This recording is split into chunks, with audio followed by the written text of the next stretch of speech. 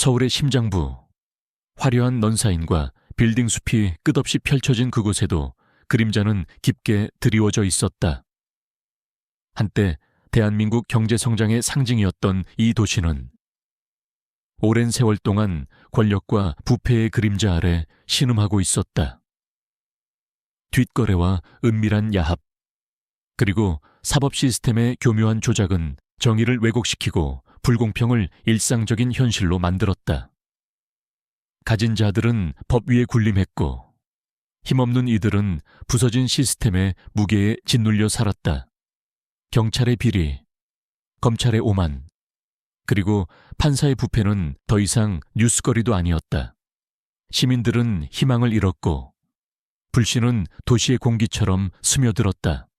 이런 암울한 현실 속에서 한 줄기 빛처럼 빛나는 인물이 있었다. 그녀의 이름은 윤서영, 용감하고 끈질긴 변호사였다. 그녀는 자신의 모든 경력을 시스템에 의해 묻히고 지워지려 했던 이들을 위해 바쳐왔다. 날카로운 지성과 흔들림 없는 신념을 가진 윤서영은 서울의 이면을 너무나도 잘 알고 있었다. 그녀는 무고한 시민들, 특히 사회적 약자들이 어떻게 조작된 증거와 허위 자백으로 유죄 판결을 받고 삶이 송두리째 파괴되는지를 수없이 목격했다. 권력을 가진 자들이 어떻게 감히 자신들에게 도전하는 모든 일을 짓밟는지를 똑똑히 지켜봤다. 많은 이들이 침묵을 택하고 현실에 순응했지만 윤서영은 결코 눈을 돌리지 않았다. 그녀는 불의를 외면하는 법이 없었다. 그녀의 이런 꺾이지 않는 투지는 그녀를 거대한 표적으로 만들었다. 서울지방경찰청 강력계 강태식 형사는 오래전부터 도시의 문제아들을 처리하는데 능숙한 인물로 정평이 나 있었다. 그는 냉철하고 계산적이며 그 누구보다도 잔인한 인물이었다. 강태식의 눈에 윤서영은 단순한 골칫덩이가 아니라 자신의 권력과 영역에 직접적인 위협이었다. 윤서영은 경찰청의 위신을 떨어뜨리는 사건들을 승소로 이끌었고 불법적인 체포를 폭로했으며 그의 부하들이 저지른 비리들을 세상 밖으로 드러내는 것을 막았다. 강태식은 오직 한 가지 진실만을 믿었다.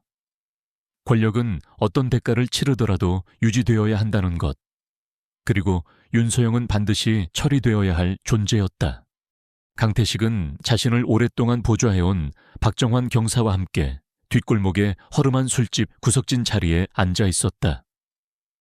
술집의 희미한 조명은 그들의 얼굴에 긴 그림자를 드리웠다. 그 여자, 자신이 무적인 줄 아는 모양이야. 강태식이 위스키 잔을 만지작거리며 나지막이 중얼거렸다. 이젠 끝이야. 박정환이 비릿하게 웃었다. 단순한 소지죄로는 부족할 겁니다. 분명히 싸울 거예요. 뭔가 크게 한 방 먹여야 합니다. 그 여자의 이름이 법정에서 다시는 거론되지 못하도록 말이죠. 강태식은 숨을 내쉬며 고개를 끄덕였다. 마약, 돈 세탁, 그리고 연방수사국과의 연결. 그 여자를 최악의 범죄자로 만들어야 해. 이것은 강태식과 박정환이 수없이 사용해온 익숙한 시나리오였다. 하지만 이번에는 더 높은 곳의 지원이 필요했다. 그들의 계획에 합류한 이는 바로 임재범 부장판사였다.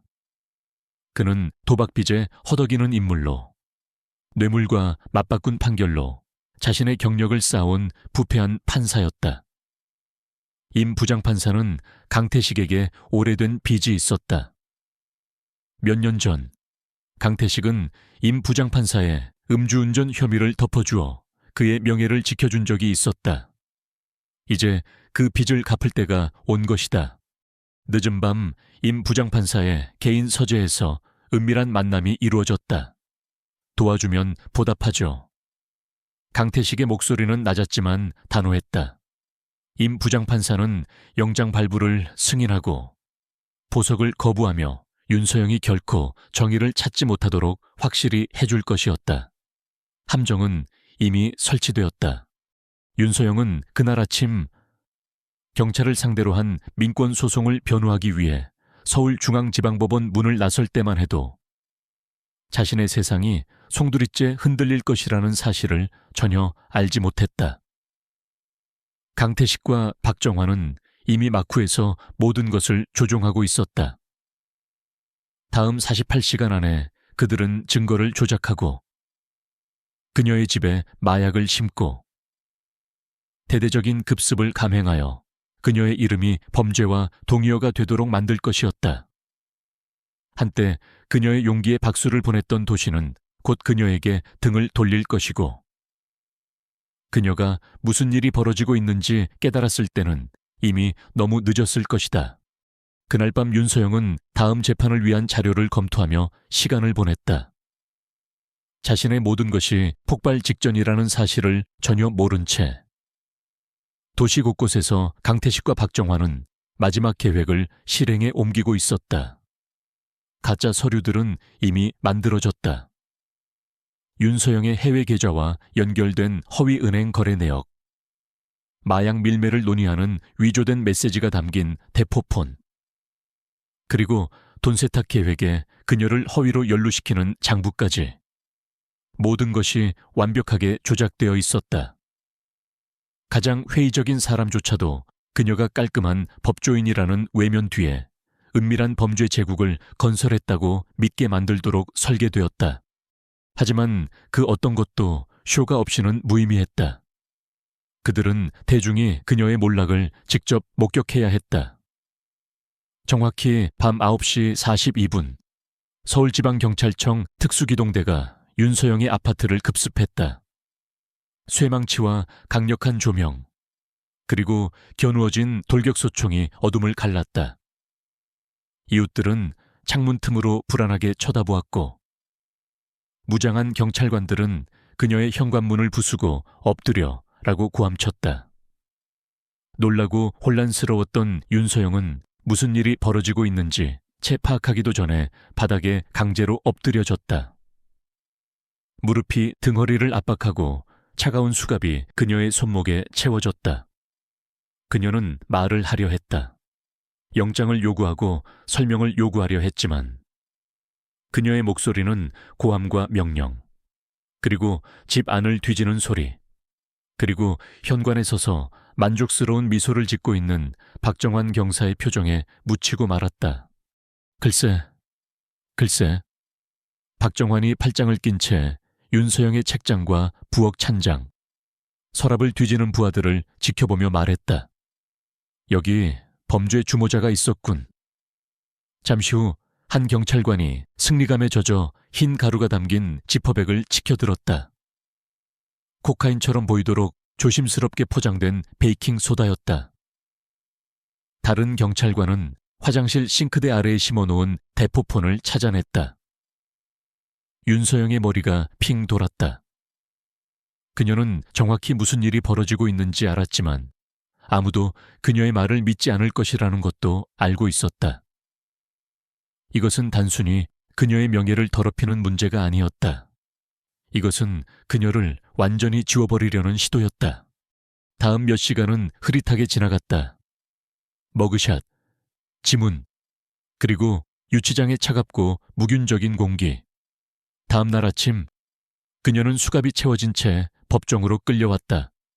한때 깨끗했던 그녀의 명성은 한순간에 산산조각났다.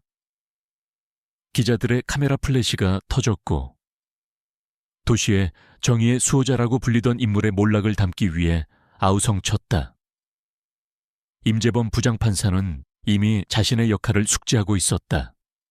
그는 위조된 사건 파일을 훑어보며 중립적인 척 연기했고 결국 판결을 내렸다. 보석 불어. 그의 목소리는 공허하고 기계적이었다. 이미 매수당한 목소리였다.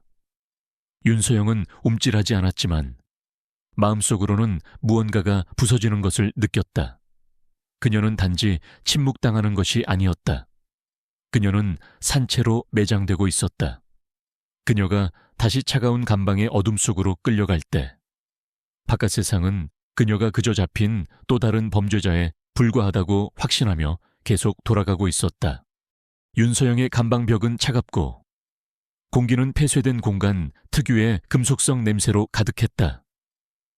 그녀는 좁은 간이 침대에 앉아 자신에게 불리하게 작용하는 모든 사건의 세부 사항을 머릿속으로 되뇌었다. 모든 것이 너무 완벽했다. 너무나도 잘 짜인 각본처럼 모든 증거가 빈틈없이 들어맞았다. 그녀는 수년간 이런 종류의 함정 수사로부터 무고한 이들을 변호해왔지만 이제 그녀 자신이 그 반대편에 서 있었다. 그리고 그녀가 그토록 맞서 싸웠던 시스템은 그녀를 서서히 조여오고 있었다. 전화 통화도 면회도 허락되지 않았다.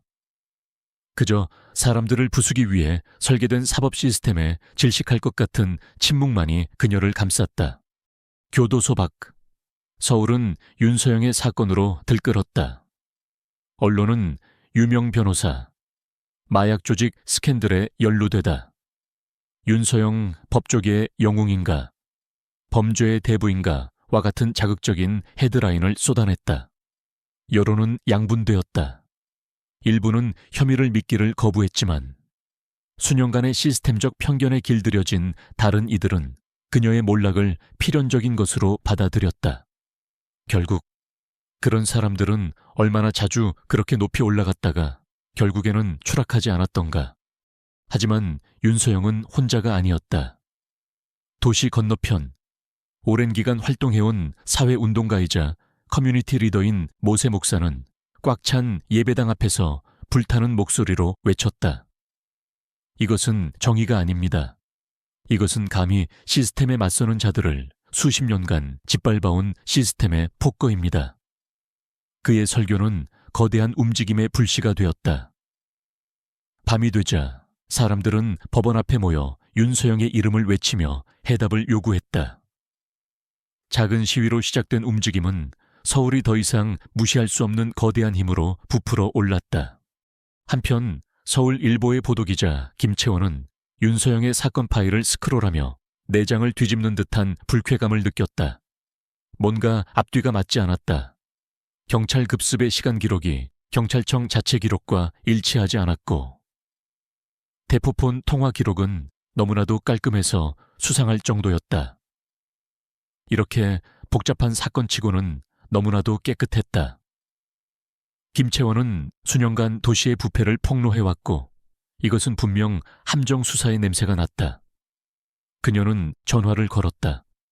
목소리는 흔들림이 없었다. 강태식과 박정환에 대한 모든 자료를 가져와요. 그들이 이번에는 실수를 저지른 것 같아요. 동시에 서울지방경찰청 내부에서는 이민준 순경이 자신의 컴퓨터 화면을 응시하고 있었다. 그는 강태식과 박정환이 비리에 연루되어 있다는 사실을 항상 알고 있었지만 지금 그가 보고 있는 것은 상상 이상이었다. 윤서영이 체포되던 날 밤의 감시 영상에는 공식 급습이 시작되기도 전에 경찰관들이 그녀의 아파트에 진입하는 모습이 담겨 있었다. 그의 심장이 빠르게 뛰었다. 그건 불가능했다. 수색영장은 아직 발부되지 않은 상태였다. 그의 손가락이 키보드 위에서 망설였다. 만약 그가 이 사실을 알린다면 모든 것을 걸어야 할 터였다. 하지만 침묵한다면 그는 무고한 여인의 삶을 파괴하는 데 동참하게 될 것이다. 차갑고 외딴 감옥에 갇힌 윤서영은 강태식의 계획에 이미 균열이 가기 시작했다는 사실을 전혀 알지 못했다. 그녀가 싸웠던 사람들은 이제 그녀를 위해 싸우고 있었다. 그리고 체포된 이후 처음으로 흐름이 바뀌기 시작했다. 강태식은 자신의 사무실에 앉아 있었다.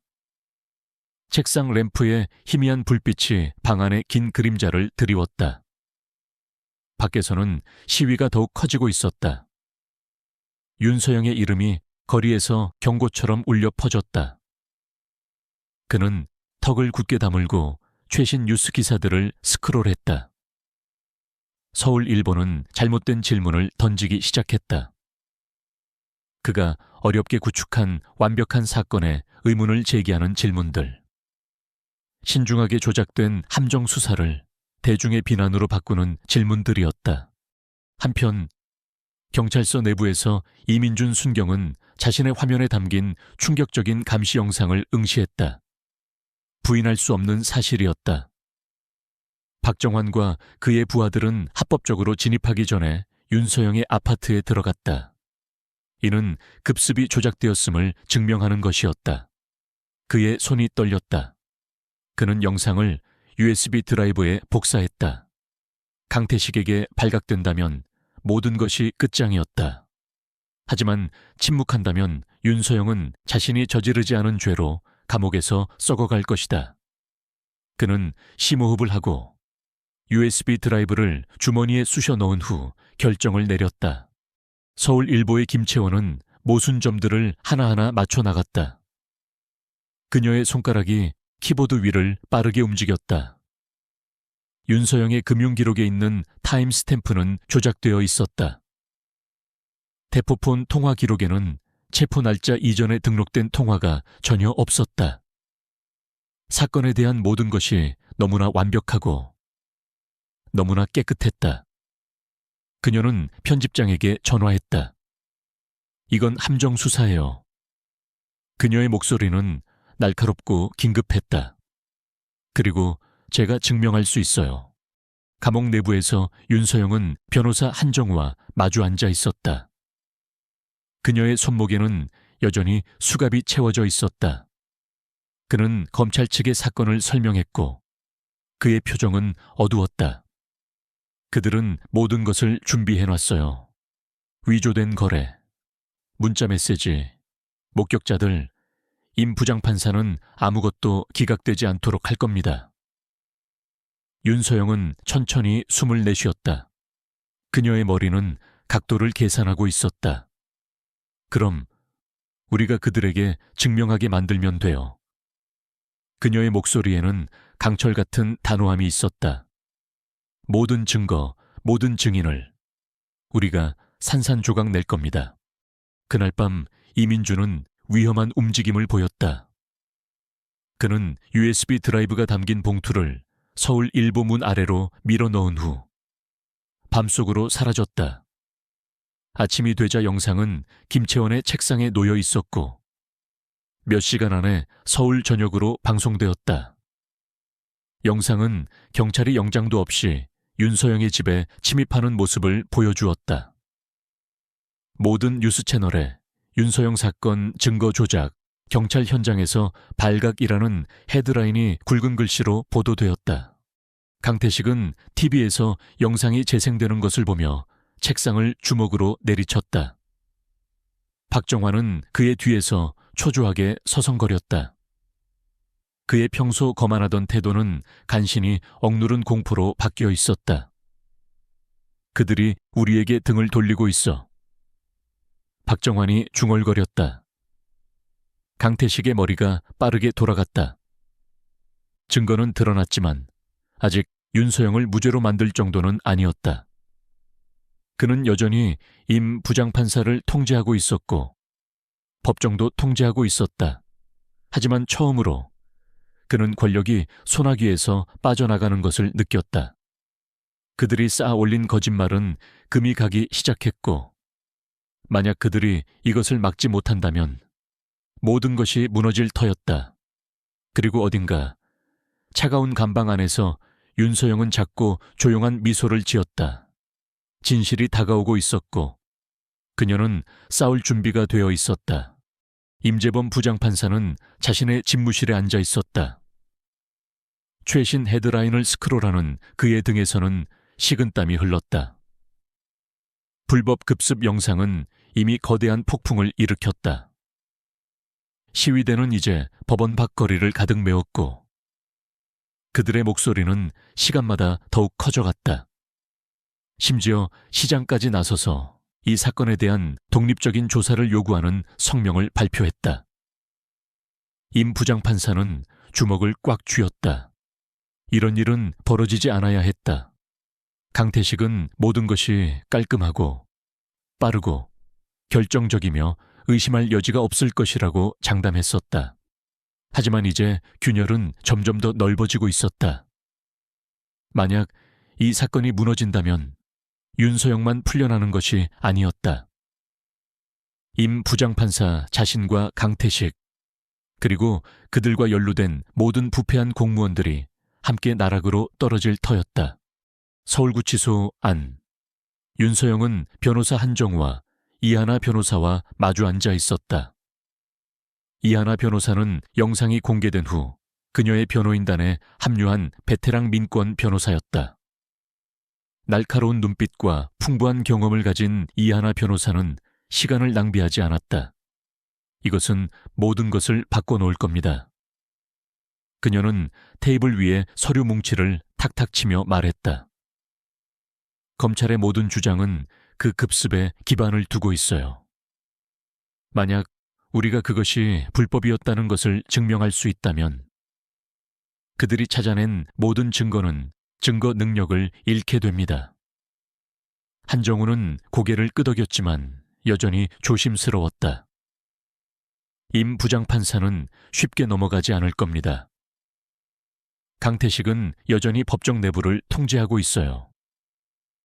윤서영은 그들의 눈을 흔들림 없이 응시했다.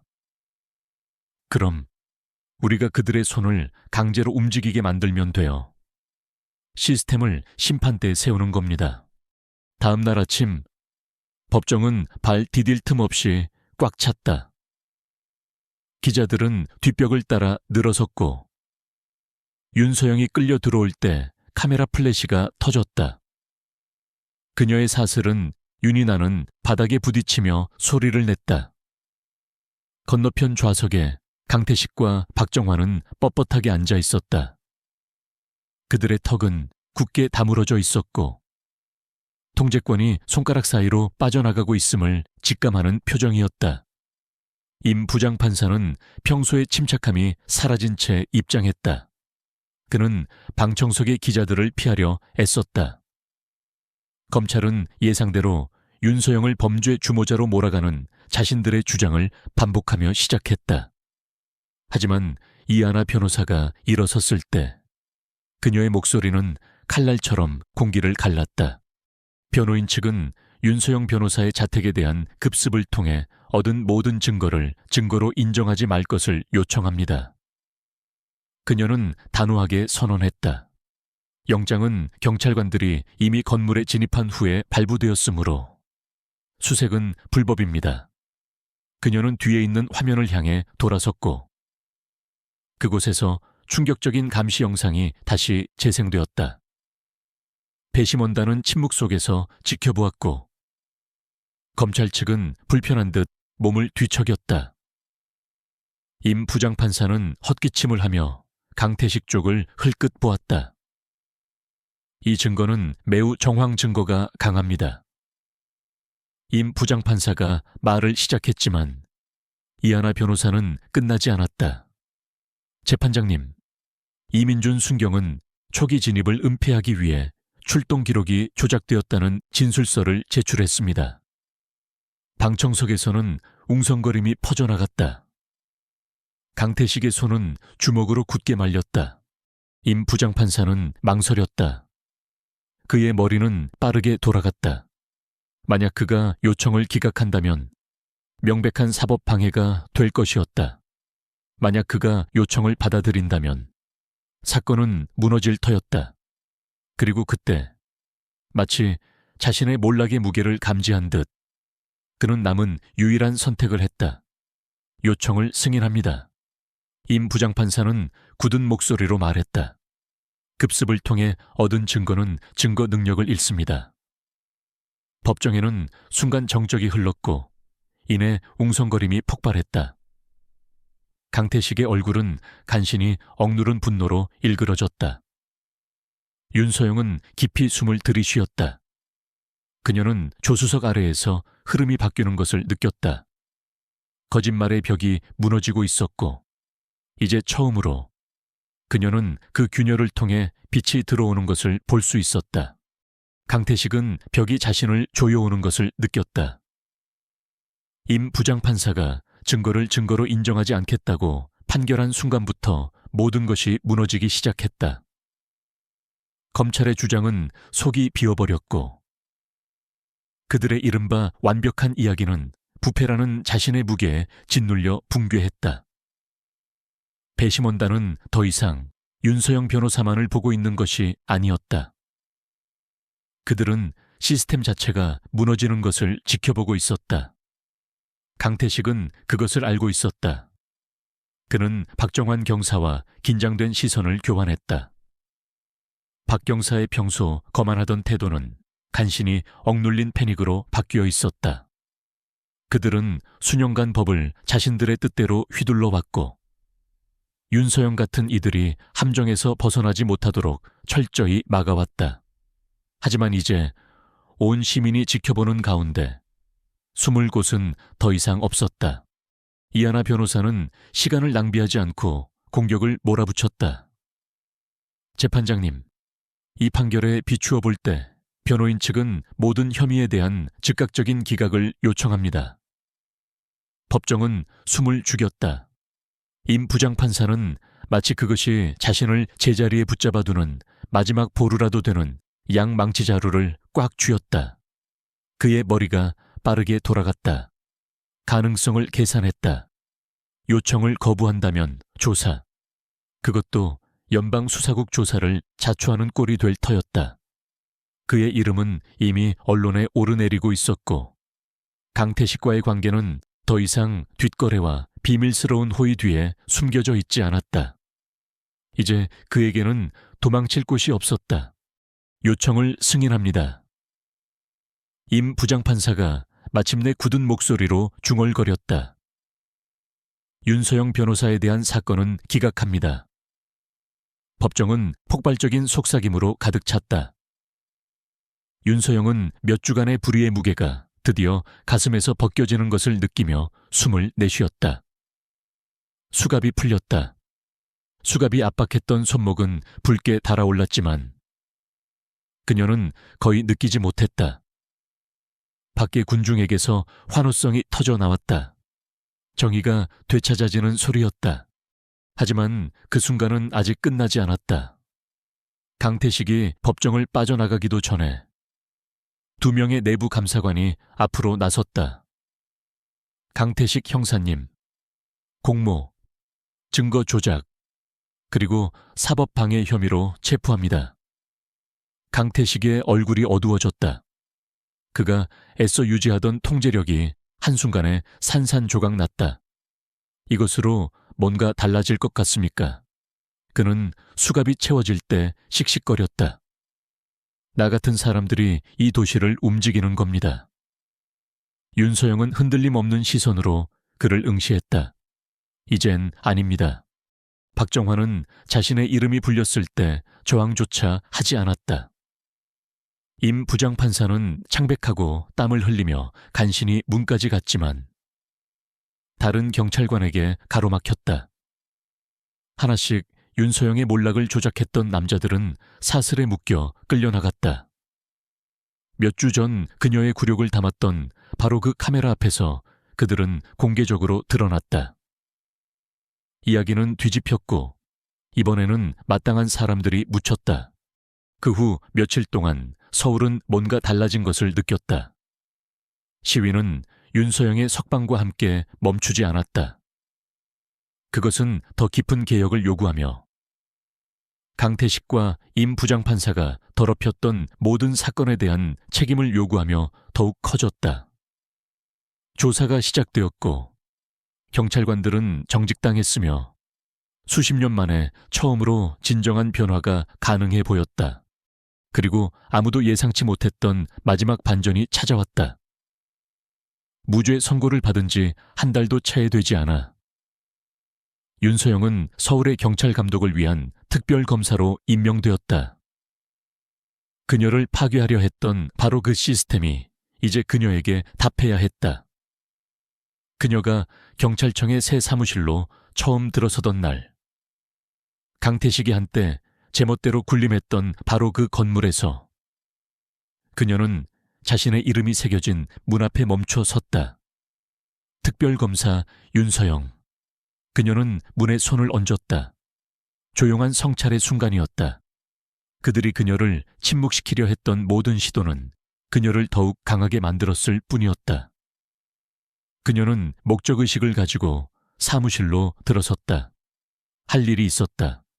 싸움은 끝나지 않았다. 하지만 이번에는 시스템이 그녀에게 불리하게 조작되어 있지 않았다. 이번에는 그녀가 권력을 쥐고 있었다. 이것으로 모든 치불계의 장이 완성되었습니다. 스토리의 모든 부분이 요구되는 길이와 내용으로 구성되었습니다. 강태식은 벽이 자신을 조여오는 것을 느꼈다. 임 부장판사가 증거를 증거로 인정하지 않겠다고 판결한 순간부터 모든 것이 무너지기 시작했다. 검찰의 주장은 속이 비어버렸고 그들의 이른바 완벽한 이야기는 부패라는 자신의 무게에 짓눌려 붕괴했다. 배심원단은 더 이상 윤서영 변호사만을 보고 있는 것이 아니었다. 그들은 시스템 자체가 무너지는 것을 지켜보고 있었다. 강태식은 그것을 알고 있었다. 그는 박정환 경사와 긴장된 시선을 교환했다. 박 경사의 평소 거만하던 태도는 간신히 억눌린 패닉으로 바뀌어 있었다. 그들은 수년간 법을 자신들의 뜻대로 휘둘러 왔고 윤서영 같은 이들이 함정에서 벗어나지 못하도록 철저히 막아왔다. 하지만 이제 온 시민이 지켜보는 가운데 숨을 곳은 더 이상 없었다. 이하나 변호사는 시간을 낭비하지 않고 공격을 몰아붙였다. 재판장님, 이 판결에 비추어 볼 때 변호인 측은 모든 혐의에 대한 즉각적인 기각을 요청합니다. 법정은 숨을 죽였다. 임 부장판사는 마치 그것이 자신을 제자리에 붙잡아두는 마지막 보루라도 되는 양망치 자루를 꽉 쥐었다. 그의 머리가 빠르게 돌아갔다. 가능성을 계산했다. 요청을 거부한다면 조사. 그것도 연방수사국 조사를 자초하는 꼴이 될 터였다. 그의 이름은 이미 언론에 오르내리고 있었고 강태식과의 관계는 더 이상 뒷거래와 비밀스러운 호의 뒤에 숨겨져 있지 않았다. 이제 그에게는 도망칠 곳이 없었다. 요청을 승인합니다. 임 부장판사가 마침내 굳은 목소리로 중얼거렸다. 윤서영 변호사에 대한 사건은 기각합니다. 법정은 폭발적인 속삭임으로 가득 찼다. 윤서영은 몇 주간의 불의의 무게가 드디어 가슴에서 벗겨지는 것을 느끼며 숨을 내쉬었다. 수갑이 풀렸다. 수갑이 압박했던 손목은 붉게 달아올랐지만 그녀는 거의 느끼지 못했다. 밖의 군중에게서 환호성이 터져 나왔다. 정의가 되찾아지는 소리였다. 하지만 그 순간은 아직 끝나지 않았다. 강태식이 법정을 빠져나가기도 전에 2명의 내부 감사관이 앞으로 나섰다. 강태식 형사님, 공모, 증거 조작, 그리고 사법방해 혐의로 체포합니다. 강태식의 얼굴이 어두워졌다. 그가 애써 유지하던 통제력이 한순간에 산산조각 났다. 이것으로 뭔가 달라질 것 같습니까? 그는 수갑이 채워질 때 씩씩거렸다. 나 같은 사람들이 이 도시를 움직이는 겁니다. 윤서영은 흔들림 없는 시선으로 그를 응시했다. 이젠 아닙니다. 박정환은 자신의 이름이 불렸을 때 저항조차 하지 않았다. 임 부장판사는 창백하고 땀을 흘리며 간신히 문까지 갔지만 다른 경찰관에게 가로막혔다. 하나씩 윤서영의 몰락을 조작했던 남자들은 사슬에 묶여 끌려나갔다. 몇 주 전 그녀의 굴욕을 담았던 바로 그 카메라 앞에서 그들은 공개적으로 드러났다. 이야기는 뒤집혔고 이번에는 마땅한 사람들이 묻혔다. 강태식과 박정환, 그리고 임재범 부장판사가 수갑이 채워진 채 법정을 빠져나가는 순간 서울 시민들의 억눌렸던 분노와 좌절감은 마치 댐이 터진 듯 터져나왔다. 법원 앞을 가득 메운 군중의 함성은 단순한 환호가 아니었다. 그것은 오랜 세월 동안 부패와 불의에 시달려온 이들의 절규이자 마침내 정의가 실현될 수 있다는 희망의 외침이었다. 정의를 바로 세워라. 부패를 뿌리 뽑아라. 구호가 밤하늘을 갈랐고 그들의 목소리는 서울의 심장부를 진동시켰다. 시민들은 서로를 얼싸안고 눈물을 흘렸다. 어떤 이들은 그 순간을 휴대폰 카메라에 담았고 어떤 이들은 그저 그 역사적인 순간을 온몸으로 느끼려 눈을 감았다. 윤서영은 법원 계단에 서서 그 광경을 바라보았다. 수갑이 풀린 손목에는 아직 붉은 자국이 선명했지만 그녀는 육체적인 고통을 느낄 겨를이 없었다. 그녀의 눈에는 눈물이 고였다. 이것은 단지 그녀 개인의 승리가 아니었다. 그녀는 자신이 감옥에 갇혀 있을 때 보이지 않는 곳에서 자신을 위해 싸워준 수많은 사람들을 떠올렸다. 모세 목사의 뜨거운 설교, 김채원 기자의 끈질긴 추적, 그리고 자신의 모든 것을 걸고 양심 선언을 한 이민준 순경. 이 모든 퍼즐 조각들이 모여 거대한 파동을 일으킨 것이었다. 그녀는 조용히 고개를 숙여 감사의 마음을 전했다. 언론은 강태식 일당의 체포 소식을 속보로 내보냈다. 모든 뉴스 채널은 강태식의 일그러진 얼굴과 수갑이 채워진 임 부장판사의 초췌한 모습을 연신 보도했다. 한때 서울의 사법 시스템을 좌지우지했던 이들의 추락은 시민들에게 엄청난 충격을 주었다. 서울일보는 특별판을 발행했고 김채원 기자의 이름은 정의를 밝힌 기자로 헤드라인을 장식했다. 그녀는 연이은 특종 보도를 통해 강태식과 임 부장판사 그리고 박정환 경사가 연루된 수많은 과거 사건들을 낱낱이 파헤쳤다. 증거 조작, 위증교사, 뇌물수수, 불법 체포, 그리고 심지어 살인사건 은폐 의혹까지 그들의 범죄 행각은 상상을 초월했고 그 내용이 공개될 때마다 시민들은 경악을 금치 못했다. 사회 전반에서 거대한 자정작용이 시작되었다. 시민단체들은 사법개혁 촉구 범시민연대를 결성하고 부패 청산과 투명한 사법 시스템 구축을 요구하며 대대적인 캠페인을 벌였다.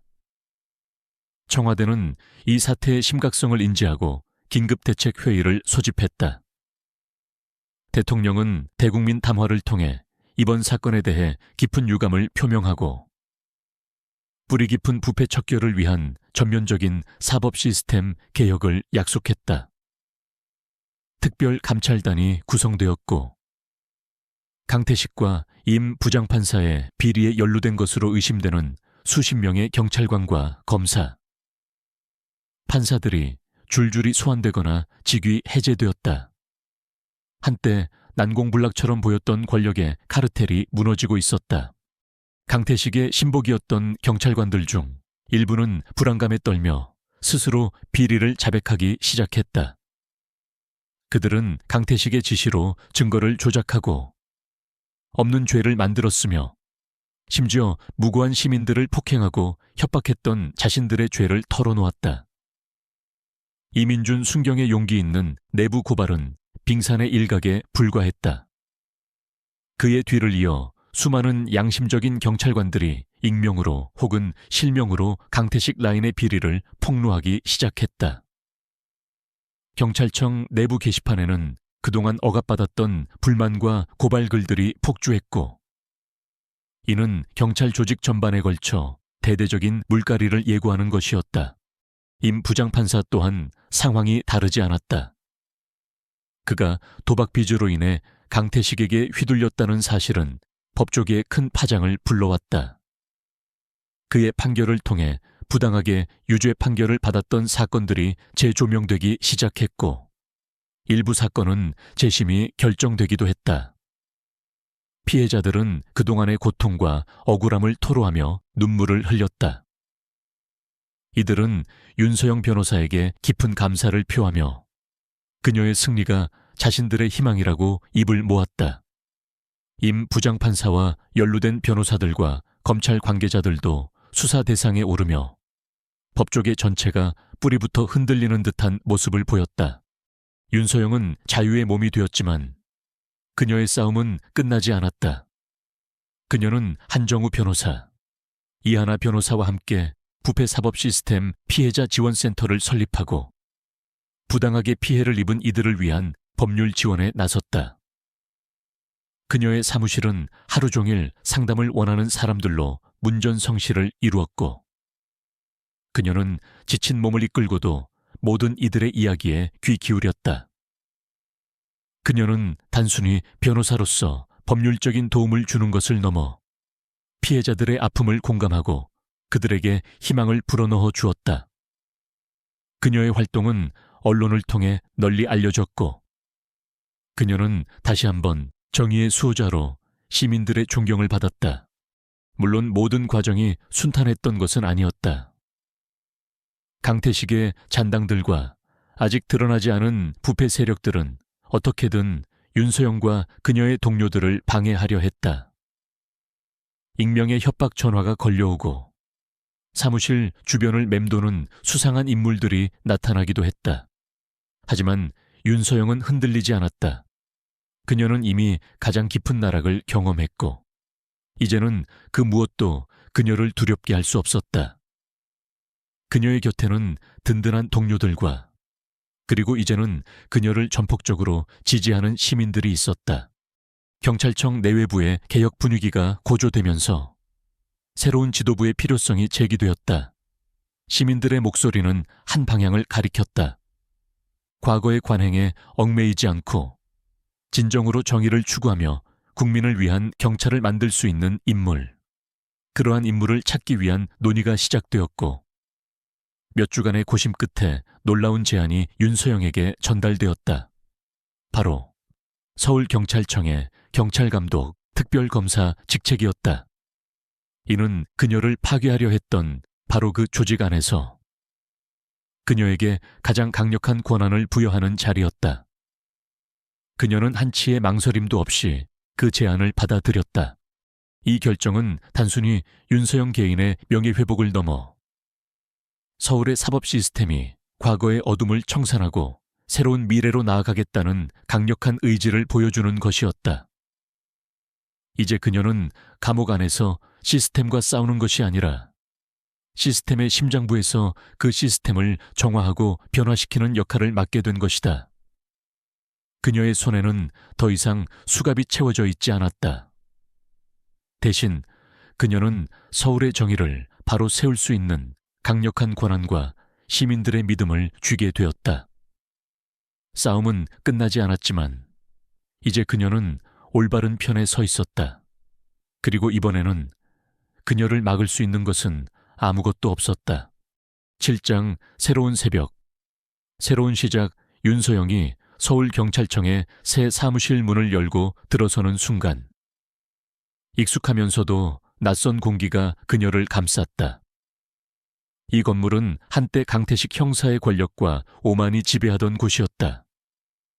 그의 지시 아래 수많은 불의가 은폐되고 무고한 이들이 고통받던 장소. 이제 그 자리에 그녀 윤서영이 서 있었다. 문패에는 굵고 선명한 글씨로 특별검사 윤서영이라고 새겨져 있었다. 그녀는 한 손으로 그 문패를 조용히 쓸었다. 찰나의 순간 그녀의 머릿속에는 차가운 유치장의 공기, 재판정에서의 비난, 그리고 자신을 믿어준 사람들의 얼굴이 스쳐 지나갔다. 그들이 그녀를 침묵시키려 했던 모든 시도는 아이러니하게도 그녀를 더욱 강하게 만들었을 뿐이었다. 그녀는 더 이상 방어적으로 싸우는 변호사가 아니었다. 이제 그녀는 시스템의 심장부에서 그 시스템을 정화하고 재건할 권한을 가진 사람이었다. 사무실 안은 깨끗하게 정돈되어 있었다. 전임자의 흔적은 말끔히 사라지고 새 출발을 알리듯 텅 비어 있었다.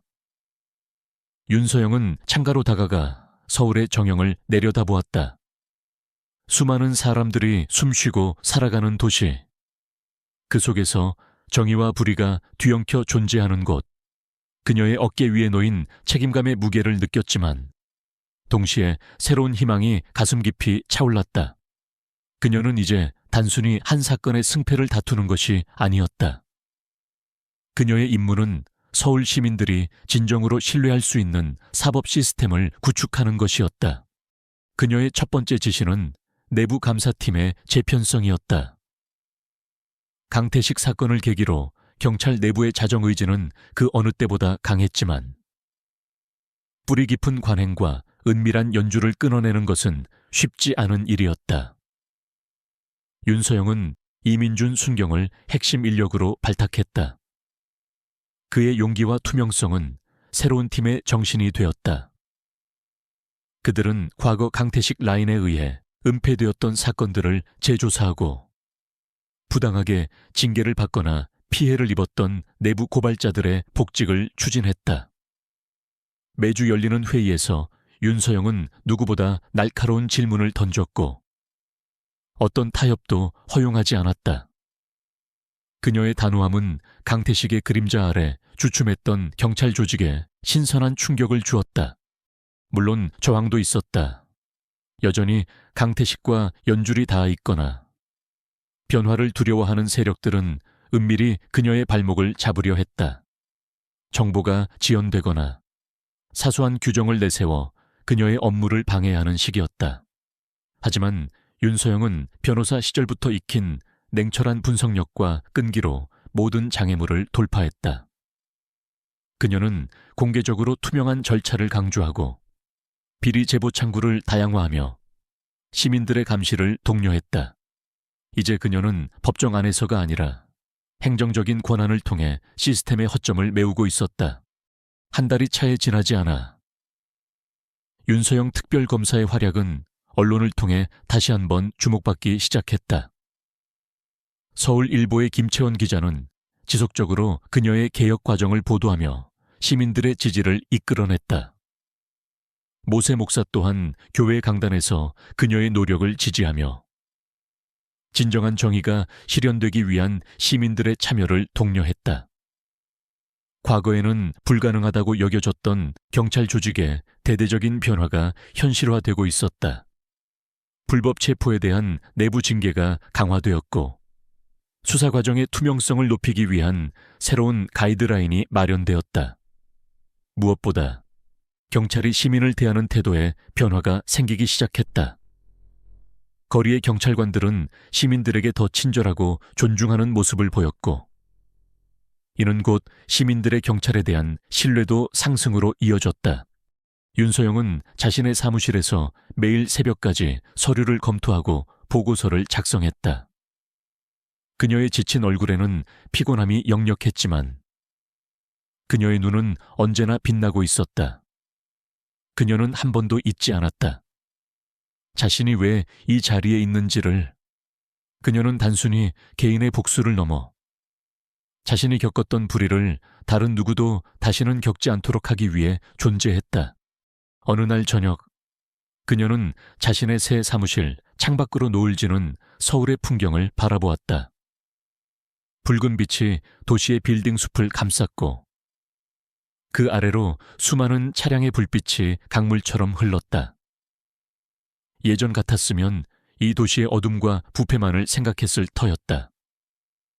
하지만 이제 그녀의 눈에는 희망이 보였다. 작고 소박하지만 분명히 피어나는 희망의 불씨들이었다. 그녀는 자신이 뿌린 정의의 씨앗들이 싹을 틔우고 있음을 느꼈다. 싸움은 아직 끝나지 않았다. 부패의 잔재는 뿌리 깊었고 언제든 다시 고개를 들 수 있었다. 하지만 윤서영은 준비되어 있었다. 그녀는 더 이상 혼자가 아니었다.